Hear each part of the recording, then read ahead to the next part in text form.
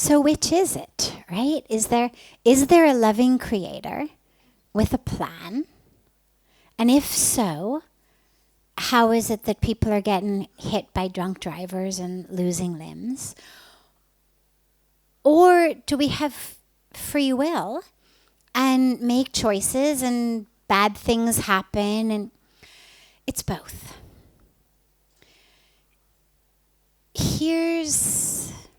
This is the stuff that many year-long courses are made of spiritual philosophy of karma, spiritual philosophy of reincarnation, spiritual philosophy. This is literally, people do advanced degrees in these subjects.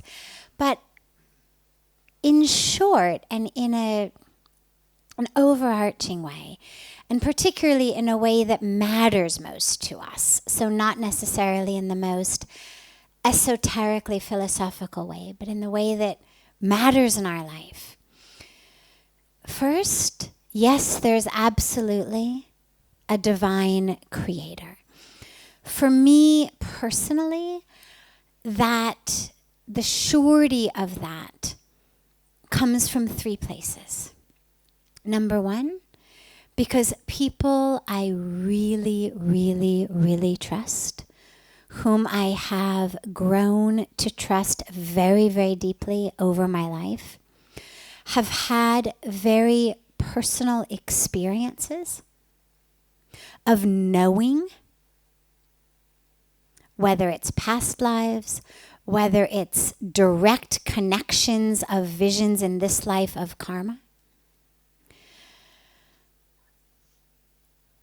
So for me, that's one way, is just when you've got people in your life you deeply trust. You can't listen to everybody. You've got a cold or a flu or a cough. If you listen to every single person who told you what to do, you would end up not only with a cold, but you'd end up insane.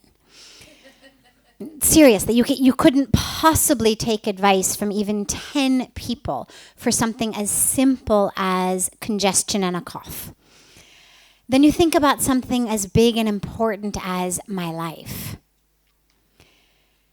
You choose who are the people. If it's an area that we don't know from personal experience, so okay, if I haven't had a personal experience of this loving creator, how do I know? Well, one way of knowing is if you happen to have people in your life whom you deeply trust, who have had personal experience, and say to you, here is what I know. It's the flip side of don't stick your finger in that socket. I've done that. I know what happens. If you trust the person, you're not going to stick your finger in the socket. For me, the second way of knowing is personal spiritual experience. I've had experiences of connecting to, being in the presence of the Creator. And it's an experience of nothing but love.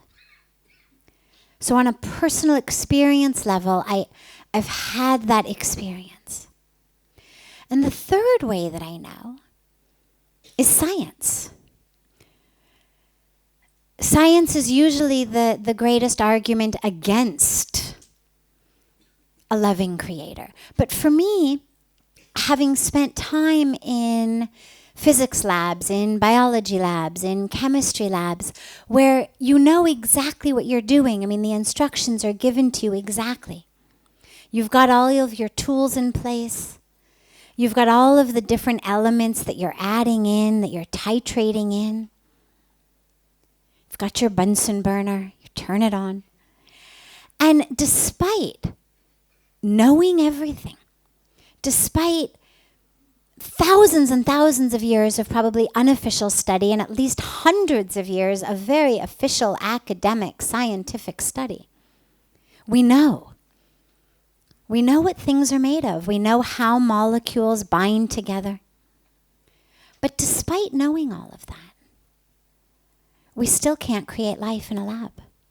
The very best the very best that our best top scientists have been able to do, sometimes in some labs a couple of times over the last decade, is clone. The best we can do is create something out, a mirror image, a Xerox copy. We cannot create a leaf or a mosquito. Despite botanists being able to tell you exactly how the leaf is made, exactly how much carbon, exactly how much hydrogen, exactly how much oxygen, how the molecules of carbon are bound together, they know it all. They could do it for you with styrofoam, but they can't actually make it. And so for me, science is actually another one of the greatest ways of knowing that there must be a planner. That doesn't mean the Big Bang didn't happen. It doesn't mean evolution didn't happen. They both happened. It simply means that there was and there is, a being, an energy, a wisdom, whatever we want to call it, who knew how the Big Bang was going to work. Who knew how this evolution thing was going to happen. So those for me, and all three of them are very personal ways. Those for me are the personal ways that I know there's a loving creator. It's not something I can prove to you. It's something that maybe all three or one of those three ways works for you. Or maybe there'll be other ways. In terms of free will, though, we definitely have free will. And this is where the law and the science of karma really gives it to us very, very specifically and very scientifically. There is this divine creator. We've been created whole and complete and perfect and divine. We've been given a body.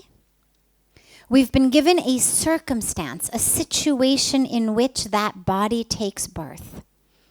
Out of which womb, in which hospital or which home or which alleyway, in which city and what type of family and what type of culture with what type of opportunities. That's what you call our karmic package. But what we do with that is free will. Now, of course, karma plays a role in it. How intelligent I am. The type of sanskaras or ethics or values I'm going to get from my family are going to dictate how I think about things and therefore how I'm going to use my free will. So it's all interlinked and interlocked. It's not black or white. It's here's the divine plan, here's the creator, here's the law of karma, which is science. It's not God sitting up there, saying you've been good, you've been bad, here's your reward, here's your punishment. God has created the law of karma. Much like God has created the law of gravity. If you step off a building, you're going to plummet to the ground. Not because the creator isn't good, not because the creator is against you, not because you've been selected against in the love of God. But because along with creation, God has given us laws. One of them is gravity. If you use your free will to step off a building, you will plummet to the ground. The law of gravity is there. If you plant an apple seed, you're going to get an apple tree. Law of karma. Actions and reactions. So in our lives, that which we're experiencing is a beautiful mix of a full karmic package from God knows how many lifetimes, from divine plan, divine creation, and how our free will interacts with all of that. So right here, right now, we're all sitting here. We can't change that. You can't rewind your life and be drinking a cappuccino on the Champs-Élysées at this moment instead.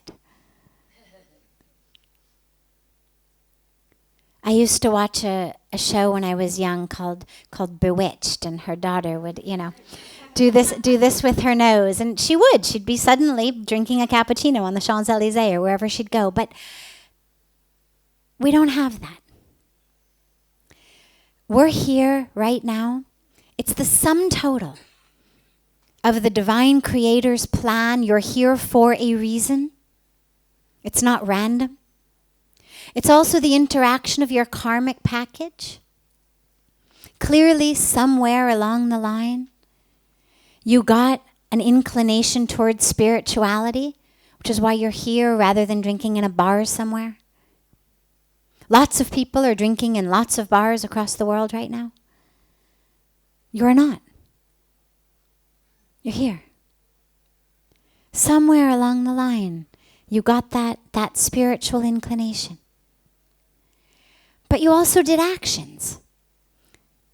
You got yourself to India. For many of you, you got yourself to Rishikesh. If you were with us in Arti, you walked up the steps from Arti and came in. If you weren't in Arti, you found your way in. You've sat down. You've done the actions. The sum total of all of that is why you're here. And yeah, there's a reason. But now you have free will. And what you do with the fact that you are here is up to you. You could walk out of here and walk into a bar. Not very close by. Rishikesh is a dry city, but you'd have to go a little ways. But you'd find one somewhere. You could go back to Delhi, you could book yourself a ticket, get on a plane, go to Paris, and in 10, 12, 15 hours be drinking a cappuccino. Or you could walk out of here and go sit on the banks of Ganga and meditate on what we're talking about. You could sit over dinner and talk about it with your loved ones. You could allow it to percolate in. You could decide to extend your stay in Rishikesh. Maybe you were supposed to, sightsee in a lot of places, but you've decided that being on the banks of Ganga is transforming you. That's your free will. But where you're going to be tomorrow and next week and next year is based on how you use your free will today. So that's not predetermined. Where you are right now, predetermined by that's what happened prior to this moment. Where you're going to be next week is being determined every minute and every moment by what you do right now. And that's where all of that intersects and interacts.